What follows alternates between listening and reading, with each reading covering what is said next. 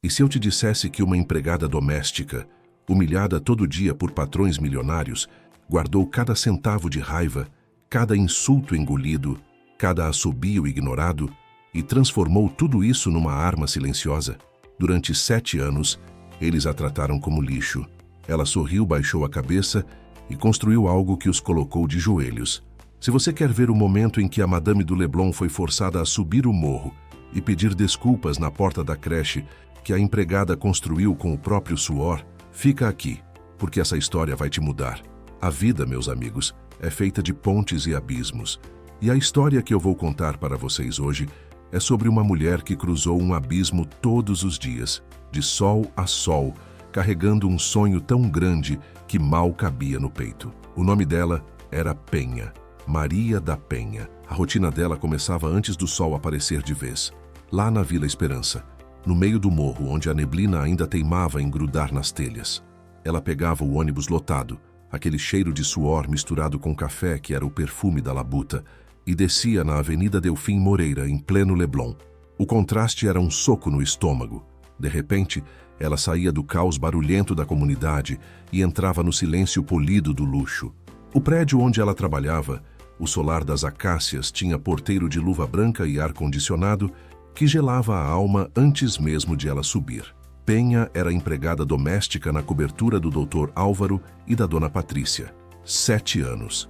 7 anos de escravidão moderna, com carteira assinada e férias regulamentares, para não dar problema com a lei. Mas o dinheiro não compra a dignidade, e Penha sabia disso como ninguém. Doutor Álvaro era advogado, alto, sempre de blazer de linho, e tinha o péssimo hábito de me assobiar para ela, em vez de chamar pelo nome. Ele a tratava como um móvel necessário, talvez um aspirador de pó de luxo. Dona Patrícia? Ah, Dona Patrícia. Ela era a personificação do tédio de quem tem dinheiro demais e tempo de sobra. Passava o dia fazendo yoga, tomando sucos verdes intragáveis e dando ordens com aquela voz fina que parecia quebradiça, mas que cortava como vidro. E Penha, querida, você lavou as taças de cristal com a esponja azul ou a verde? Perguntava Patrícia com os olhos apertados, como se a cor da esponja fosse determinar o destino da humanidade. Foi a verde, Dona Patrícia. A azul é só para as panelas de inox. Ótimo, porque se estragar uma taça da Baccarat, o prejuízo não será seu, será meu, e eu não gosto de prejuízo, Penha. Ela engolia. Engolia o orgulho, a raiva, a vontade de largar aquele pano de prato e mandar a madame lavar a própria taça. Mas ela não podia. Ela tinha um acordo silencioso com a sua própria força de vontade. O apartamento era gigantesco, 4 suítes, uma varanda gourmet com vista para o mar que valia mais do que 10 casas na Vila Esperança, e um piso de mármore branco que Penha precisava lustrar todos os dias até que refletisse o próprio rosto dela. O pior não era o trabalho braçal. Penha era forte. O pior era a invisibilidade. Eles falavam dela como se ela não estivesse ali. Na mesa do café da manhã, enquanto Penha servia a torrada e o mamão, Patrícia comentava com as amigas no telefone. Sim, a Penha é um achado, um pouco lerda, mas pelo menos não rouba a prata. E é bem barata, sabe? Ela aceita um salário mínimo e não reclama do horário. Penha sentia o rosto esquentar, mas a mão que segurava a chaleira de prata era firme. Ela não deixava transparecer nada. Era uma muralha de silêncio e eficiência. Eles a tratavam como lixo, gente. Literalmente. Uma vez o filho adolescente deles, o Pedrinho, jogou um resto de pizza no chão da cozinha e gritou: "Ô, Penha, limpa essa nojeira aí!" Penha limpou, sem suspirar, sem revirar os olhos, porque cada humilhação, cada assobio, cada migalha de desprezo que ela engolia era um tijolo a mais no seu sonho. O segredo de Penha não estava na cozinha, nem na sala de jantar. O segredo estava no quartinho de empregada. Um cubículo minúsculo, sem janela para o mar, que cheirava a água sanitária e a mofo. Era o único lugar onde ela podia ser ela mesma. Quando a noite caía e o casal de patrões se trancava na suíte master para assistir a filmes estrangeiros, Penha se recolhia. Ela se sentava na cama estreita e tirava de debaixo do travesseiro o seu tesouro. Não era ouro, não eram joias. Era uma caixa de sapatos velha, daquelas que vêm com um par de sapatilhas baratas. Dentro, havia 2 coisas: um caderninho de capa dura e maços de notas dobradas. O caderninho era a contabilidade da sua vida. Penha ganhava R$ 1.500 por mês, mas ela tinha uma disciplina que faria inveja a qualquer economista de Wall Street. Ela não comprava roupa nova, usava os uniformes velhos que os patrões jogavam fora. Ela não comia a comida do apartamento, exceto o pão francês seco que sobrava do café. Ela levava a própria marmita, arroz, feijão e ovo frito. Andava quilômetros a pé para economizar a passagem de ônibus. Do salário de R$ 1.500, ela gastava R$ 300 na contribuição para a mãe. O resto, R$ 1.200, ia direto para a caixa de sapatos. E ela anotava tudo no caderno. Mês 65, R$ 1.200. Total acumulado, R$ 78 mil. Mês 66, R$ 1.200. Total acumulado, R$ 79.200. Era um trabalho de formiga, lento e doloroso. Mas o que Penha faria com todo esse dinheiro? Ela não estava guardando para comprar um apartamento no Leblon. Não estava planejando uma viagem para Paris como Dona Patrícia fazia 2 vezes por ano. O sonho dela era muito maior e muito mais urgente. Penha nasceu e cresceu na Vila Esperança. Ela viu de perto o sofrimento das mães que precisavam trabalhar. Mulheres guerreiras, muitas vezes sozinhas, que tinham que deixar os filhos trancados em casa ou sob os cuidados de vizinhos despreparados para descer o morro e ganhar a vida na Zona Sul. Ela se lembrava da vizinha Dona Cida, que perdeu o emprego porque o filho adoeceu e ela não tinha com quem deixá-lo. Da adolescente Tainá, que teve que largar a escola para cuidar do irmãozinho. A Vila Esperança precisava de um lugar seguro, um lugar onde as crianças pudessem ficar limpas, alimentadas e aprender alguma coisa, enquanto as mães lutavam para trazer o pão para casa. A Vila Esperança precisava de uma creche, e Penha decidiu que ela mesma construiria essa creche. Não uma creche do governo, cheia de burocracia e promessas vazias. Uma creche dela, gratuita, feita com o dinheiro suado da limpeza dos banheiros de mármore e dos vidros da cobertura. Era por isso que o desprezo dos patrões não a atingia de verdade. Ela tinha um escudo, o escudo do propósito. Quando Dona Patrícia reclamava que o molho da salada estava com muito azeite, Penha pensava, mais um dia pago, mais um tijolo para o telhado. Quando o doutor Álvaro a ignorava, a humilhação de hoje alimenta a dignidade de amanhã. No caderninho, ela não só anotava o dinheiro, ela desenhava a planta da creche. 4 salas de aula, um pátio de areia, uma cozinha industrial. Ela já tinha até o nome, Creche Aconchego. Naquele mês, Penha atingiu uma marca crucial, R$ 84 mil guardados. O terreno na Vila Esperança custava R$ 75 mil. Uma adrenalina fria percorreu o corpo dela. Ela estava tão acostumada a sonhar com aquele momento que agora que havia chegado parecia irreal. Ela pediu folga, uma mentira necessária sobre uma tia-avó doente em Petrópolis, e foi ao cartório. Quando Penha abriu a sacola e começou a contar as notas na frente do tabelião, a sala ficou em silêncio. Aquele dinheiro era o suor de 7 anos de humilhação. "O que a senhora vai fazer nesse terreno, minha jovem?" perguntou o tabelião. Penha olhou para seu Zé, que sorriu para ela. "Eu vou construir um futuro, doutor, para a minha comunidade." O contrato foi assinado. O terreno era dela. Naquele momento, Penha não era mais a empregada. Ela era a proprietária, a fundadora. Mas a obra exigiria muito mais. Pelo menos R$ 150 mil a mais. Penha voltou ao apartamento. Mais meses de mármore para lustrar. Até o ponepisódio do espelho veneziano. Dr. Álvaro passou apressado e esbarrou nela. O espelho balançou. Penha conseguiu segurá-lo antes que caísse, mas a moldura lascou um pedacinho. Dr. Álvaro sequer parou. "Cuidado, Penha, você é desastrada demais." Dona Patrícia apareceu no mesmo instante. "Você vai ter que pagar por isso." Penha pagou, em dinheiro vivo, mas exigiu um recibo assinado pela Patrícia. Aquele recibo amarelado pareceria inútil naquele dia, mas Penha guardou. O recibo era a prova da injustiça, e um dia ele valeria muito mais do que o espelho. 7 anos e meio depois, quase R$ 170 mil acumulados. Era o suficiente. Naquela manhã, Penha preparou o café como sempre. As torradas, o mamão, tudo perfeito. Dr. Álvaro e Dona Patrícia se sentaram à mesa, sem sequer notar a presença dela. Penha respirou fundo. Dona Patrícia, Dr. Álvaro, com licença. Eles levantaram os olhos irritados. O que foi, Penha? O café está frio? Não, senhora. O café está ótimo. Eu só queria comunicar que eu estou me demitindo. O silêncio que se seguiu foi mais alto do que qualquer grito. Dr. Álvaro largou o jornal. Dona Patrícia engasgou com o suco verde. Se demitindo? Por quê? Porque eu não preciso mais do emprego de vocês. Eu já juntei o dinheiro que eu precisava. Juntou o dinheiro para abrir uma quitanda? Disse Álvaro com aquela soberba de sempre. Penha sorriu. O sorriso mais sincero que ela já havia dado naquele apartamento. Não, Dr. Álvaro. Eu juntei dinheiro para construir uma creche gratuita na minha comunidade. O choque nos rostos deles valeu os 7 anos de humilhação. Patrícia se recuperou primeiro. Uma creche? Você não tem capacidade para isso. Com que dinheiro? Penha colocou a carteira de trabalho sobre a mesa de café. O dinheiro está aqui, Dona Patrícia. Cada centavo suado e guardado. Eu agradeço a experiência. Mas agora eu tenho uma obra para começar.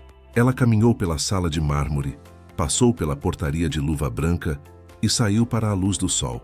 A obra começou. As paredes subiram. A comunidade se uniu.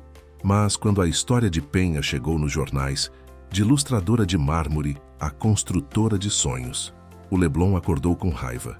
Dona Patrícia, na manicure, viu a matéria no celular da amiga e ficou lívida. Ela está nos difamando. Ela está transformando a nossa generosidade em história de coitada. Doutor Álvaro, com a cabeça de advogado, fez telefonemas. Usou seus contatos na prefeitura para verificar a regularidade da obra na Vila Esperança. Dias depois, fiscais chegaram ao canteiro de obras. A obra está embargada. Penha sentiu o corpo gelar. Embargada. Aquilo tinha nome. Vingança do Leblon. Mas ela não parou. Ela usou a visibilidade a seu favor. O repórter que havia publicado a primeira matéria ficou sabendo do embargo e escreveu uma segunda reportagem, bem mais incisiva. Burocracia ou vingança? A creche Aconchego é paralisada após denúncia anônima. Moradores suspeitam de pressão da elite da Zona Sul. A repercussão foi nacional. O contraste era gritante demais para ser ignorado. Um grande grupo de material de construção ofereceu doação total. Todo o cimento, areia e ferro para levantar as paredes e o telhado. De graça. Outra empresa de tintas ofereceu a pintura completa.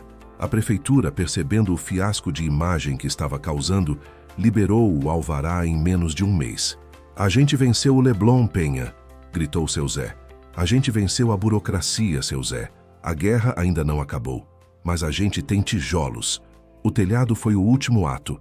Quando a última telha foi fixada, houve uma salva de palmas e fogos de artifício. A creche Aconchego estava de pé. No dia da inauguração, Penha cortou a fita com as mãos que já tinham lustrado mármore, limpado o cocô do cachorro da madame e contado notas amassadas na caixa de sapatos. Ela falou para a comunidade reunida. A creche Aconchego está aberta. Nossas crianças não vão mais precisar ficar trancadas. Nossas mães vão poder trabalhar em paz. E a gente vai provar para o mundo que a Vila Esperança não é um lugar de miséria. É um lugar de gente forte, de gente que constrói o próprio futuro. Sejam bem-vindos ao nosso aconchego. Naquele mesmo dia, no Leblon, Dona Patrícia amassou o jornal com a foto de Penha na primeira página e jogou na lixeira de prata. Que cinismo! Ela sequer nos mencionou. Dr. Álvaro, mais pensativo, respondeu. Ela não precisou nos mencionar, Patrícia. A história dela fala mais alto do que o nosso nome. E quer saber? Ela nos venceu. 3 anos depois da inauguração, o telefone tocou na sala da diretoria da creche Aconchego. Era o escritório de Dr. Álvaro. Ele e Dona Patrícia estavam se divorciando. Um processo turbulento. E ele precisava provar que a esposa havia feito um pagamento ilegal. Precisava de um recibo de uma ex-empregada. Penha abriu o caderninho. Ali estava, o recibo do espelho veneziano, com a assinatura fina e arrogante de Patrícia. A senhora tem o recibo? Isso é crucial, Penha. O Dr. Álvaro precisaria desse documento. Ele está disposto a fazer uma doação generosa e perpétua para a creche Aconchego. Penha sorriu. O destino estava lhe dando a oportunidade de cobrar os juros de 7 anos de desprezo. Doutor, eu não preciso de doação. Eu preciso de uma coisa que o Dr. Álvaro pode me dar. e que vale mais do que qualquer quantia. O que seria, Penha? Um pedido de desculpas, formal, assinado e testemunhado, pela forma como fui tratada naquele apartamento, e um termo de compromisso de que ele nunca mais vai tentar prejudicar a creche Aconchego. O advogado hesitou. Penha, o doutor Álvaro Guimarães nunca pediu desculpas a ninguém. Então ele não terá o recibo, doutor. O recibo é a minha dignidade, e ela não está à venda. 2 horas depois, o telefone tocou novamente. O doutor Álvaro aceitou suas condições. Ótimo. E onde será essa retratação? Sugeri meu escritório na Barra. É um local neutro. Não. Será aqui, na Vila Esperança. Na tarde de sexta-feira, um carro preto, blindado e brilhando de limpo, parou na entrada da Vila Esperança. A vizinhança parou para olhar. Dele desceram Dr. Álvaro, impecável em seu terno de linho azul marinho, e Dona Patrícia, com óculos escuros enormes e uma expressão de repulsa mal disfarçada ao pisar na terra batida. Penha os esperava na porta da creche. O contraste era chocante. O luxo caro e sufocante do Leblon de um lado, a simplicidade colorida e vibrante da creche Aconchego do outro. Patrícia tirou os óculos e olhou para Penha. Aquela mulher não conseguia acreditar que a lerda empregada que limpava o cocô do cachorro estava ali, de pé, dona de um prédio inteiro. Boa tarde, Dona Patrícia, Dr. Álvaro. Sejam bem-vindos à creche Aconchego. Eles assinaram o termo de compromisso. R$30 mil de doação anual e perpétua para a creche.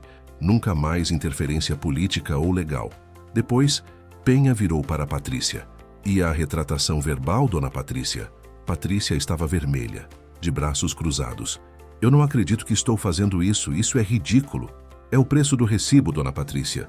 E o recibo é a prova da sua extorsão. Patrícia, com a voz tremendo de raiva contida, soltou as palavras como se fossem veneno. Eu lamento. Lamento profundamente a forma como eu tratei você, Penha. Eu reconheço que você é uma mulher de valor. O ar na sala parecia rarefeito. Penha olhou para Patrícia, não com raiva, mas com uma piedade calma. A mulher rica, mimada e vazia estava ali, derrotada não por dinheiro, mas pela força de um sonho. Penha colocou o recibo do espelho sobre a mesa. Aqui está, Dr. Álvaro, o recibo. Antes de ele sair, Penha o chamou. Dr. Álvaro. Sim, Penha. O que a senhora e a Dona Patrícia não entenderam, e que eu espero que entendam agora, é que a verdadeira riqueza não é o que se acumula em contas bancárias, mas o que se constrói para os outros. O desprezo de vocês me deu o combustível para construir isso aqui. Então, de certa forma, eu agradeço por me tratarem como lixo. Vocês me fizeram livre. Álvaro não respondeu. Apenas assentiu, um gesto frio de quem aceita uma verdade desconfortável, e saiu da sala sumindo na direção do carro preto. Seu Zé esperou que o carro sumisse e soltou um grito de alegria. A gente conseguiu, Penha. Você fez a madame se desculpar e garantiu o dinheiro da creche para sempre. Penha sorriu, segurando o termo de compromisso assinado. A gente conseguiu, seu Zé. Agora vamos trabalhar. As crianças estão chegando. Anos se passaram. A creche Aconchego floresceu. Penha envelheceu um pouco. Os cabelos começaram a exibir fios prateados, mas o brilho nos olhos nunca se apagou. Um dia, um menino de 5 anos correu até ela, apertando um desenho amassado nas mãos. Tia Penha, olha o que eu desenhei. É a nossa casa. O desenho mostrava um prédio colorido, com um sol sorrindo e muitas pessoas felizes. Penha pegou o desenho e o apertou contra o peito. Naquele momento, ela se lembrou da cobertura de mármore branco no Leblon, da Patrícia reclamando da Hortência murcha, do Álvaro assobiando para ela, da caixa de sapatos velha, cheia de notas amassadas. Ela não havia comprado um apartamento no Leblon. Ela não havia comprado joias ou viagens caras. Ela havia comprado algo infinitamente mais valioso: o futuro de centenas de crianças. E a lição que ela carregava consigo e que tentava passar para cada criança que passava pela creche Aconchego era simples e profunda. Não importa o quão pequeno seja o seu ponto de partida, nem o quão grande seja o desprezo que você enfrenta. Se você tiver um propósito maior do que a sua dor, você pode transformar o lixo que te jogam em tijolos para construir o seu próprio castelo. E assim, Maria da Penha, a ex-empregada invisível do Leblon, provou que a verdadeira riqueza, aquela que perdura e que realmente importa, É a generosidade que se transforma em legado. De 1 a 10.